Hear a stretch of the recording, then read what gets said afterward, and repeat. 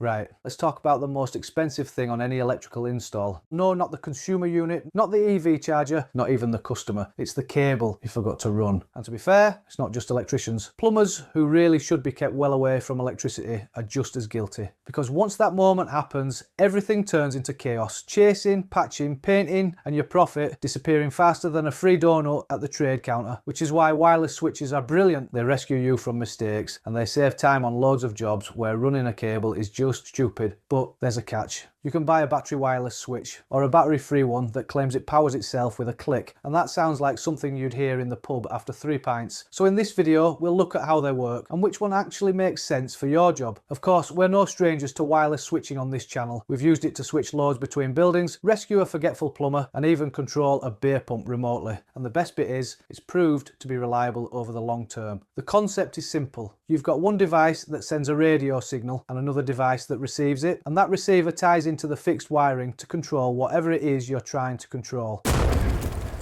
Now, in many cases, the sending unit uses a battery, just like your TV remote, which immediately raises the question, battery life. And while we're here, I'm going to dispel one urban myth. As the battery starts to die, pressing the button harder does not give you a stronger signal. That's not how electricity works. That's how desperation works. Now, there's another type. Kinetic wireless switches, no batteries. They use the power in your finger press to convert kinetic energy into a tiny electrical burst, which then gets turned into a radio signal. And that's why when you press one of these, it needs a proper firm click compared to a normal switch, because you're not just switching something, you're briefly generating the electricity to send the message. And of course, the limited amount of power you can extract from a finger press has a knock-on effect.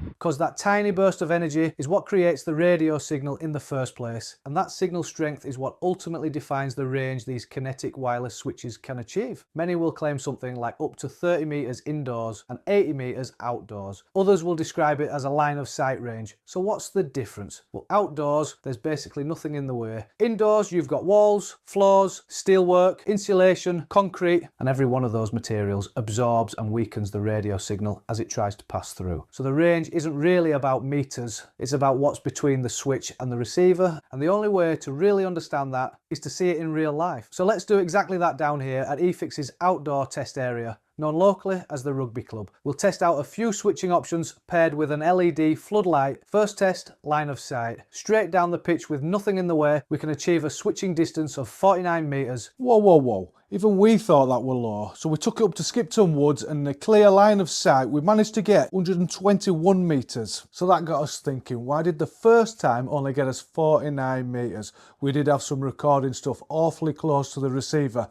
Did this cause the issue? Now, let's make it more realistic. Next up, we throw in a building, in this case the clubhouse, with the switch on one side and the receiver on the other. And immediately, the range drops to around 19 meters because the building is simply absorbing and blocking the signal. It's a similar situation here in Skipton Woods. You'd think trees wouldn't matter much, but they do. Once we lose clean line of sight, the range drops to 61 meters. Now here's the bit installers can accidentally do to themselves. The way you install the switch can create obstacles. If you take a kinetic grid switch module and fit it into a metal back box or metal grid plate, you're basically doing the same thing as putting a building in the way. That metal surrounding the transmitter reduces how much signal escapes. Back out on the pitch with the switch mounted in metal, our line of sight range drops to 27 meters, and it gets even more common than that. A lot of installs are switch inside controlling something outside. So we've got the receiver inside the building and I'm heading outside with the transmitter, and because our unit has an insulated metal skin, it acts like a giant signal shield. Result, the range drops to just 24 meters. So yes, data sheets can say 30 meters indoors and 80 outdoors. But in the real world, it depends what's in the way and what you've mounted the switch in. Now let's repeat these tests with a battery powered transmitter. This time we're using the RF Solutions bogey board, and because it's battery powered, it can quite literally shout a bit louder and for longer. So starting with the line of sight test, we can already see we've got a huge range. In fact, we've basically run out rugby pitches, and the secret here is the transmission method it's using. LoRa, short for long range. In this setup, scope, line of sight range can be measured in kilometres, up to around 3 kilometres in the right conditions. And to prove the point, we actually tested that in our remote controlled bar video. It's well worth a watch after this one, if only for the scenery. Now, because we've got so much more headroom on line of sight, it improves pretty much every other scenario too. Yes, walls still reduce range. Yes, metal back boxes still get in the way. And yes, the way you install the transmitter still matters. But because we're starting from a much higher baseline, we've simply got more scope before you hit the limits. So for the common one, switch inside controlling something outside. We still get a range of 62 meters. Of course, it's not just physical objects that affect range. The electrical environment matters too. Other power electronics nearby, things like switched mode power supplies, LED drivers or motor drives, can generate interference, and that interference can have the effect of reducing your usable range even if there's nothing obvious in the way. Now, one really useful thing with the RF Solutions kit is the feedback it gives you. Inside many of the receivers, you'll find a signal strength indicator which gives you a visual measure of how strong the received signal actually is. And depending on the remote control option you're using, you can also get an acknowledgement signal sent back. So you're not just pressing a button and hoping you know it's been received. It removes the guesswork and it gives you confidence that you've got a reliable installation. Now, of course, batteries are batteries. They don't last forever. But the kind of setup we've demonstrated here can deliver a battery life of more than 3 years based on around 10 transmissions a day. So for most real-world installs, that's a pretty long service interval. So kinetic wireless switches are a great solution when you need a wireless control in a fairly tame environment over a few meters. For example, adding a switch in a new location, say in a bedroom, without chasing walls or lifting floors. But as soon as you move into more demanding environments where you've got more distance, more obstacles or more electrical noise, a battery-powered transmitter is often the more dependable option. And of course, there are times when you've simply forgotten to install a cable between two fixed bits of equipment. In that case, you can use the RF Solutions mains link, so you don't need to worry about batteries at all. We've actually had a setup like this running for ages, using a PIR to trigger lights on a building with a completely different electrical system. You can learn more about that in the video on screen now.